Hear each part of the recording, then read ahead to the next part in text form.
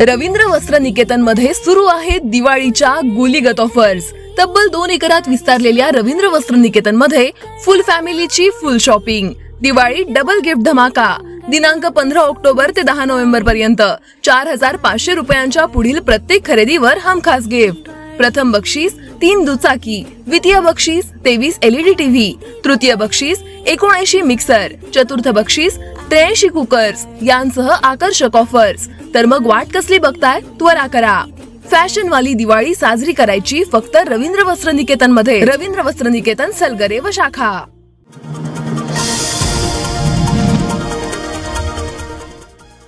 गोपीचंद पडळकर म्हणजे महाराष्ट्राची मुलूक मैदान तोफ आहे। बाकी लोकांकरता हा जत मतदारसंघ शेवटचा असेल, पण माझ्यासाठी हा 1 नंबरचा मतदारसंघ आहे।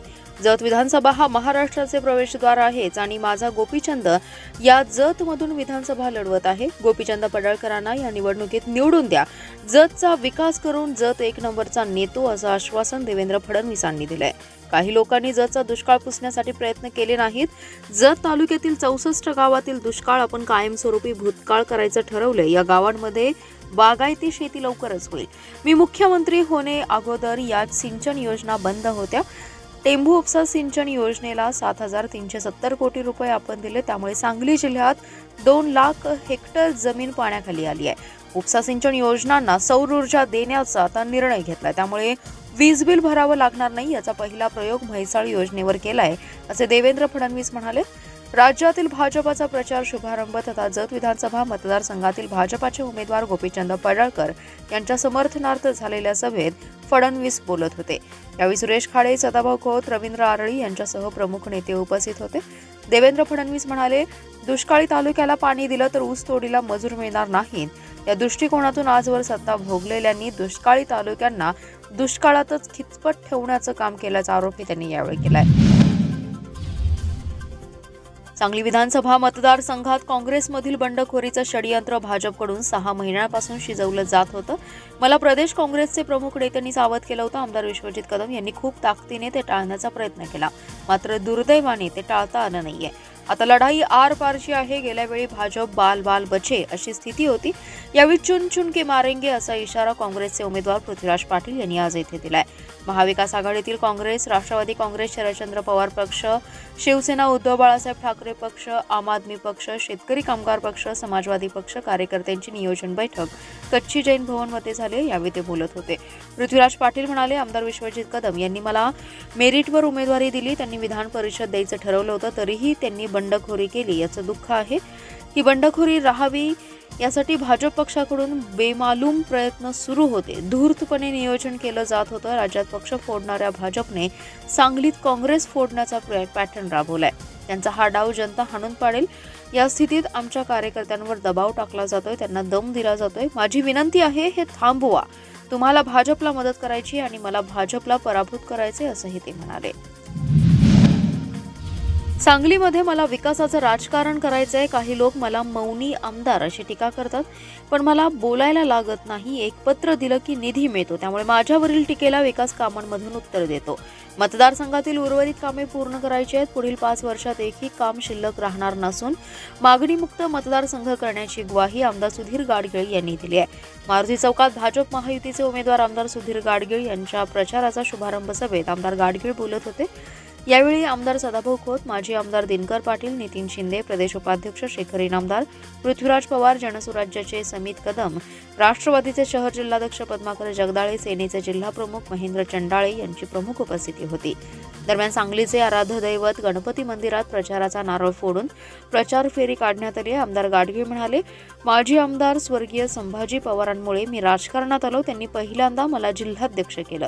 व्यापारी असल्याने राजकारणाशी माझा काही संबंध नव्हता, परंतु पक्षाने 2014 मध्ये पहिल्यांदा निवडणूक लढवली, त्यानंतर 2019 मध्येही सांगलीकरांनी मला साथ दिली आहे। यंदाची निवडणूक प्रतिष्ठेची आहे। सांगली मतदारसंघातील उर्वरित विकास कामे करायची आहेत। पुढील 5 वर्षात एकही विकास काम शिल्लक राहणार नसून मागणीमुक्त मतदारसंघ करण्याचं ध्येय असल्याचं ते म्हणाले। संजयनगर जवळील गांधी कॉलनी येथे मोपेडवरून गांजा घेऊन चाललेल्या इनाम मुलहसन बाबासाहेब शेख, अरमान मिरासाब शेख या दोघांना स्थानिक गुन्हे अन्वेषणच्या पथकाने अटक केली आहे. त्यांच्याकडून 2.5 लाखांचा गांजा, लाखाची मोपेड असा 3,50,200 रुपयांचा मुद्देमाल जप्त करण्यात आलाय. दोघांना गांजा पुरवणारा अरबाज उर्फ इफ्तेखार बाबासाहेब शेख हा पसार आहे. निवडणूक काळात अंमली पदार्थ तस्करी आणि विक्री यावर कारवाई करण्यासाठी स्थानिक गुन्हे अन्वेषण शाखेने विशेष पथक स्थापन केले. या पथकाला जुना कुपवाड रस्त्यावरील दुधाळ कॉर्नर जवळून मोपेडवरून गांजा विक्रीसाठी काही जण येणार असल्याची माहिती मिळाली. त्यानुसार पथकाने परिसरात सापळा रचला. तेव्हा मोपेडवरून दोघे जण जाताना दिसले. संशयावरून त्यांना थांबवलं. त्यांच्या मोपेडवर असलेल्या कापडी पिशवीची तपासणी केली असता हिरवट काळपट रंगाचा फुलाची बोंडे असलेला गांजा मिळून आलाय. गांजा कोठून आणला याची चौकशी केली असता इनाम उल हसन यांनी त्याचा भाऊ अरबाज याच्याकडून गांजा आणला असून तो विक्रीसाठी घेऊन चालल्याचं सांगितलं. दोघांना गांजासह संजयनगर पोलिसांच्या ताब्यात दिले. पोलीस हवालदार संकेत मगदूम यांनी याबाबत फिर्याद दिली आहे. लोकसभा आणि विधानसभा निवडणुकीत ज्या बूथवर सरासरी मतदान टक्केवारीपेक्षा कमी मतदान झाले त्या बूथवर अधिकाधिक लक्ष केंद्रित करून मतदार जनजागृतीसाठीचे कार्यक्रम घ्यावेत अशा सूचना जिल्हाधिकारी तथा जिल्हा निवडणूक अधिकारी राजा दयानिधी यांनी दिल्या. निवडणुकीत विविध उपक्रमांद्वारे मतदार जनजागृती करून मतदानाची टक्केवारी वाढवण्यासाठी सूक्ष्म नियोजन करण्याचं आवाहन त्यांनी केले. जिल्हाधिकारी कार्यालयात आयोजित स्वीप उपक्रम आढावा बैठकीच्या अध्यक्षस्थानावरून दूरदृश्य प्रणालीद्वारे जिल्हाधिकारी राजा दयानिधी बोलत होते. जिल्हाधिकारी दयानिधी म्हणाले, ज्या बूथवर मागील लोकसभा विधानसभा निवडणुकीत सरासरीपेक्षा कमी मतदान झाले अशा मतदान केंद्रांवर मतदार जनजागृतीसाठी विविध घटकांचा सहभाग घ्यावा. त्याचबरोबर विधानसभा मतदारसंघ स्तरावर आठवड्यातून किमान 1 याप्रमाणे 2 मोठे कार्यक्रम घ्यावेत. या कार्यक्रमांमध्ये मतदारांचा सहभाग घ्यावा. शाळेतील मुलांमार्फत त्यांच्या पालकांकडून मतदानाबाबत संकल्पपत्र भरून घ्यावे. मतदार जनजागृतीद्वारे मतदानाचा टक्का वाढवण्यासाठी जिल्हा स्तरावरील आयकॉन यांचा प्रत्येक विधानसभा मतदारसंघात किमान 1 मोठा कार्यक्रम घ्यावा. विधानसभा मतदारसंघ स्तरावर घेण्यात येणाऱ्या कार्यक्रमांमध्ये संबंधित निवडणूक निर्णय अधिकारी यांनी सहभाग घ्यावा अशा सूचना त्यांनी यावेळी दिल्या. वाळवा तालुक्यातील बोरगाव बस स्थानक येथील प्रवासी नागरिकांना वेळेचं नियोजन व्हावे आणि प्रवास सुखकर व्हावा या उद्देशाने सुसंगत प्रतिष्ठानच्या माध्यमातून ताकारी इस्लामपूरकडे ये-जा करणाऱ्या बसेस वेळापत्रकाचं लोकार्पण सहाय्यक पोलीस निरीक्षक सतीश मिसाळ यांच्या हस्ते करण्यात आलंय.